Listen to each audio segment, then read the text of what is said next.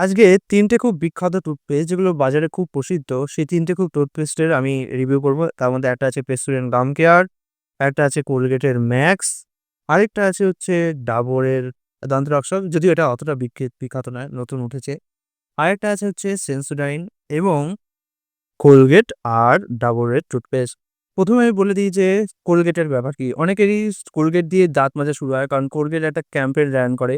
যেখানে কিনা স্কুলে গিয়ে প্রত্যেকের রাতে একটা ডাক্তারের মতো পোশাক পরা লোক থাকে এবং সে বলে যে কোলগেট ব্যবহার করা শুরু করুন। আমাদের স্কুলেও একবার এরকম হয়েছিল। কোলগেটের একটা ডেন্টাল চেকআপ ক্লিনিক এসেছিল। তো এইভাবে কোলগেটের সাথেই আমার জীবনের ১ম টুথপেস্ট শুরু। মানে আমার মনে আছে কোলগেট দিয়ে আমি ১ম যখন দাঁত মেজেছিলাম, তখন একটা অদ্ভুত অনুভূতি হয়েছিল। তখন অবশ্য মা জেল পেস্টটা দিয়ে না, ওই সিবাকা বলে একটা পেস্ট পাওয়া যেত, এটা দিয়ে শুরু করিয়েছিল। তারপর আস্তে, আস্তে কোলগেটে সুইচ করেছিলাম। তো ১ম এ বলে রাখি কোলগেটের কথা কি, দেখুন এখন এই যেহেতু আমি দাঁত সম্বন্ধে একটু সচেতন হয়ে গেছি, তাই আমি কোলগেট খুব একটা ইউজ করি না। কারণ আমার এটা কেমিক্যাল বেসড টুথপেস্ট তো, তাই আমি অতটা কোলগেটে এখন আর ইউজ করি না।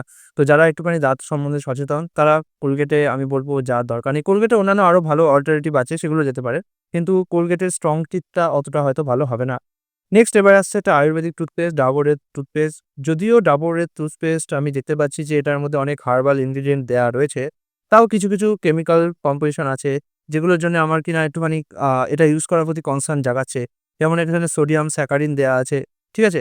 তো এই কারণে বলব যে ডাবরের টুথপেস্ট যদিও এটা আয়ুর্বেদিক দেখাচ্ছে, কিন্তু তবুও আমি ডাবরের টুথপেস্টকে বর্তমানে এখান থেকে লিস্ট থেকে সরিয়ে রাখছি।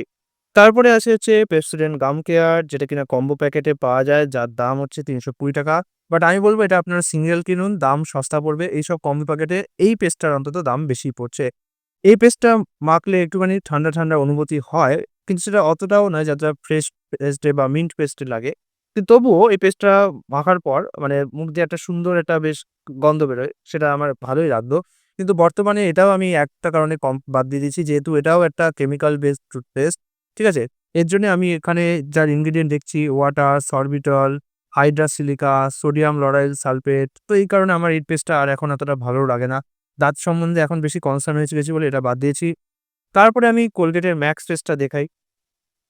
এইটা হচ্ছে কম্বো প্যাকেটে পাওয়া যায়। এটা আপনি কম্বো প্যাকেটে কিনলে এটা বেশি লাভ হবে। এটা যদি সিঙ্গেল কেনেন তাহলে দাম বেশি পড়ছে।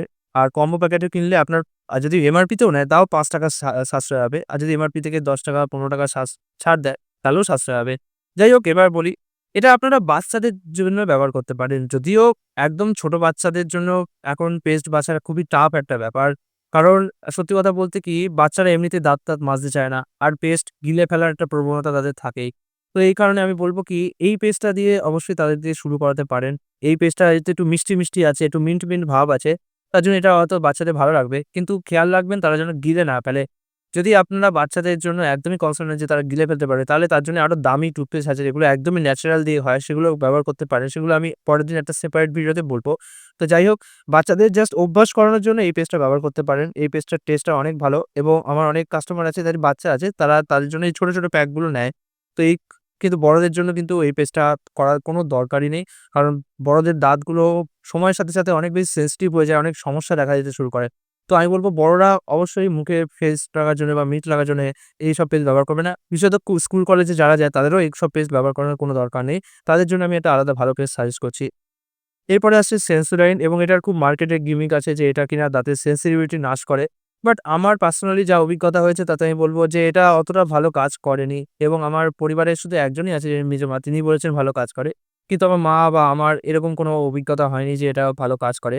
তুলনায় আমি ডাবর রেড পেস্ট লাগিয়েছিলাম, সেটা বরঞ্চ আমার সেনসিটিভিটি কমিয়েছিল। কিন্তু সেন্সোডাইন দিয়ে আমার সেরকম সেনসিটিভিটি কমেনি। তাই জন্য আমিও এটাকে অতটা লিস্টের মধ্যে রাখবো না। বিশেষত এটার দাম যেহেতু এত বেশি, তার জন্য আমি রাখবো না। এত বেশি টুথপেস্ট দাম দিয়ে কিনছি অথচ সেরকমভাবে সফলতা পাচ্ছি না, তাহলে তো অবশ্যই খারাপ লাগবে, না?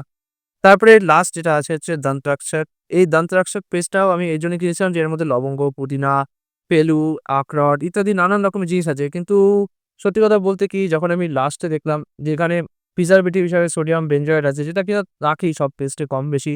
তার জন্য আমার মনে হচ্ছে যে এই পেস্টটা হয়তো এখন বাদ দেওয়াই ভালো।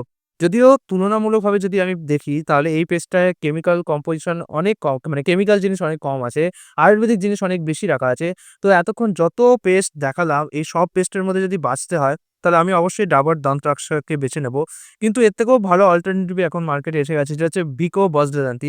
বিকো বজ্রদন্তি অথবা পতঞ্জলির যে টুথপেস্টটা বেরিয়েছে, এই দুটো টুথপেস্ট এখন অত্যন্ত বেশি ভালো হচ্ছে এবং এই দুটো আমি পার্সোনালি ব্যবহার করেছি এবং ভিকো ব্যবহার করার পর আমার ফলাফল বেশি ভালো হয়েছে। দাঁতটা বেশ ভালোই পরিষ্কার করেছে। পতঞ্জলিও খারাপ না, পতঞ্জলিও ভালো পরিষ্কার করেছে। তো এখন আমি এই দুটো টুথপেস্টে সুইচ করে গিয়েছি। তো এই হচ্ছে আমার একটা কমপ্লিট জেনুইন রিভিউ এই পেস্টের ব্যাপারে।